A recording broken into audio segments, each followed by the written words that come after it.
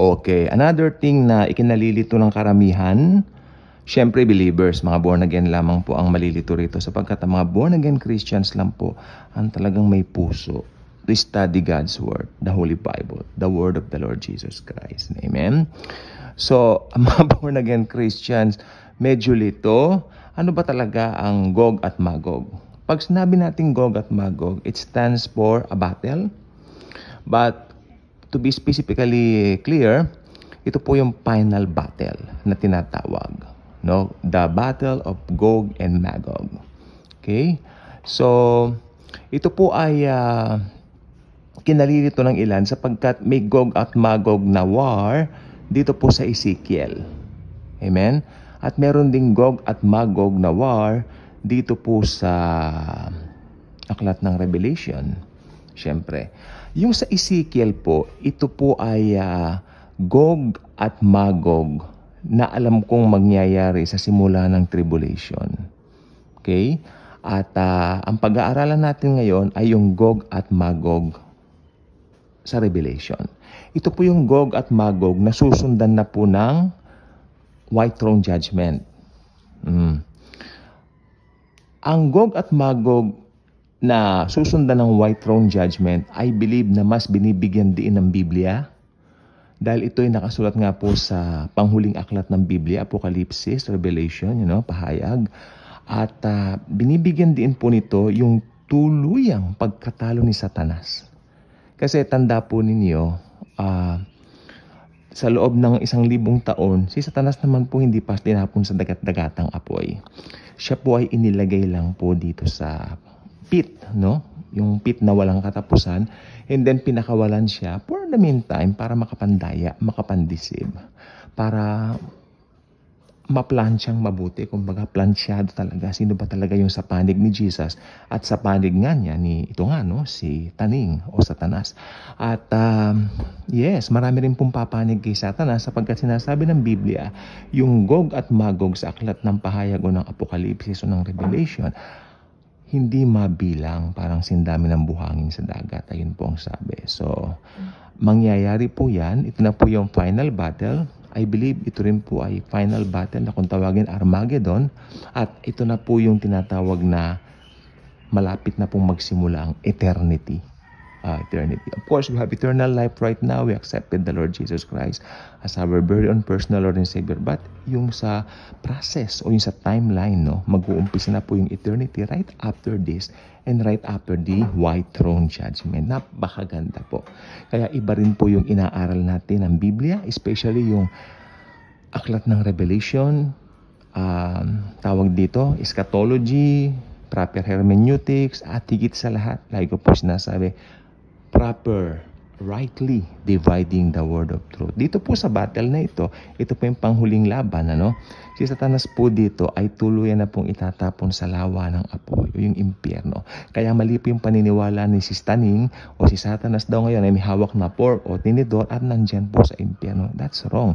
Unang-una, wala pa yung dagat-dagat. Nga po yung Gehenna, hindi pa po yan nag-ooperate sapagkat ang unang 2 taong pupunta dyan ay ang Antichrist at ang false prophet. At ang mananatili sila dyan hanggang hintayin nila si Satanas at yung the rest na mga nag-reject kay Jesus as personal Lord and Savior. Nakakatakot na pati mga tao na nag-reject kay Jesus pupunta po dyan. Ngayon, ang tanong, nasaan po yung mga namamatay ngayon na unbelievers? Nandun po sila sa temporary detention na kung tawagin ay Hades o Hades. Naghihintay sila roon ng araw ng paghuhukom, maliwanag yan sa banal na kasulatan sa Biblia.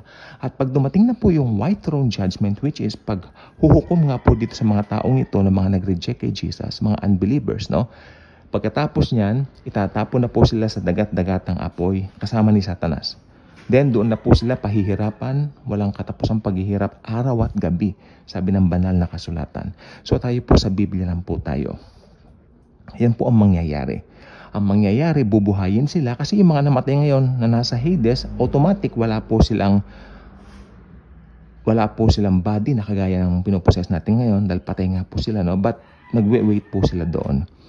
Sino po yung mga napunta sa Hades? Ito po yung mga hindi naniwala kay Jesus as Lord and Savior. Yung mga nag-reject kay Jesus. Gusto ko pong ipaliwanag sa inyo na ang dahilan ng pagpunta ng tao sa impyerno, isa lang, rejection of Jesus. Ngayon tanungin niyo ako, may mga tao bang mabait sa impyerno? Marami. Marami pong religyoso sa impyerno. Marami pong nagmamano, magandang asal, pero hindi napalitan ng kanilang sin nature. They still possess it up to now. Hanggang kinamatayan nila. That's why napunta sila ng impyerno. Hades. Salin natin dito Hades sapagkat it's a temporary detention for those who reject the Lord Jesus Christ as their very own personal Lord and Savior. That's why if you know Jesus, napaka-bless mo. Napaka-blessed natin. Amen? Kaya nandito pa tayo ngayon sa lupa. Alam po ba ninyo ang ginagawa ko po ngayon? Inuobserbahan ko ang nasa paligid ko. Pagbukas mo ng social media, parang wala nang katapusan ang kasamaan ng mga taong ito. Parang nagpro-prosper sila. Alam mo mga unbelievers sila, pero parang feeling mo they're prospering. You know what? May katapusan po ang lahat ng yan.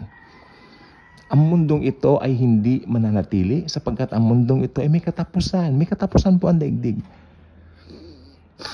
Meron pong katapusan ang daigdig. Sige, what if profit a man even if he gains the whole world but loses his own soul? Kaya kung hindi ka pa nakasubscribe sa channel na ito, malikod kitang inaanyayahan. Sapagkat sa channel na ito, wala pong ibang nililift o tinataas maliban sa Panginoong Hesukristo, the Lord Jesus Himself, na nagbigay at nag-ali ng kanyang buhay para i-redeem ang planet Earth sa kasalanan. Mahal ng Panginoon ang sanlibutan. Ayaw niyang mapahamak ang sinuman. Tinanggap mo na ba si Jesus sa buhay mo? Ayaw mo bang pumunta ng impyerno? Kung ang sagot mo ay ayaw mong pumunta ng impyerno, halika, magdasal tayo, ipanalangin natin ang iyong kaligtasan. Sumunod ka sa akin. Lord Jesus, I know that I am a sinner, but you died for me on the cross and paid all of my sins, past, present, and future. Lord Jesus, I believe that you are the only Savior of the world who can bring me to heaven. Lord Jesus, I invite you into my life right now. Be my Lord and my Savior. God the Father, thank you very much for sending the Lord Jesus Christ to die on the cross on my behalf. And right now, Father God, because I accepted Him as my very own personal Lord and Savior, which I believe it is the Holy Spirit who reminds me to do so.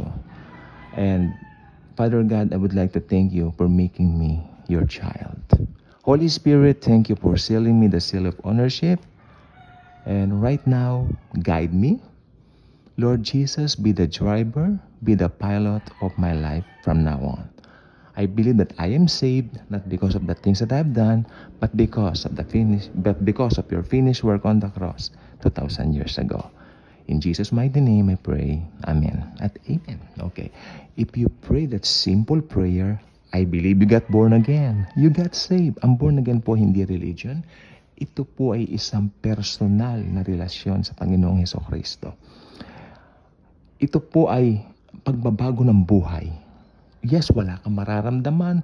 May naramdaman ka ba? Panagsalamin ka, ang mukha mo ganun pa rin. But, makinig ka mabuti. But, you know what? Sa mata ng Panginoon, ikaw ay bago ng nilalang. Basahin mo yan sa 2 Corinthians 5:17 where it says, if anyone is in Christ, he is now a new creation.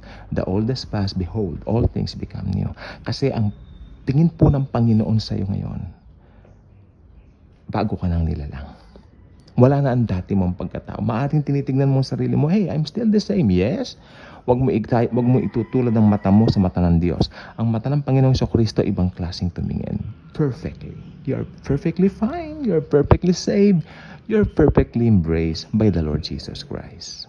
Okay? So, subscribe, like, share. Pag-share ang video ito sapagkat napaka-importante po na marami pong makinabang ng mga souls at malaman nila ang katotohanan ng pagtanggap kay Jesus para nga po maiwasan niyang Hades at itong Gehenna. Okay? Kasi yung Tartarus sa mga fallen angels yan. Pero kasi sa Bible may 3 pong salin ng impyerno. Hades, no? Para ito sa mga namamatay ngayon ng mga unbelievers, that's their temporary detention. At meron pong Tartarus.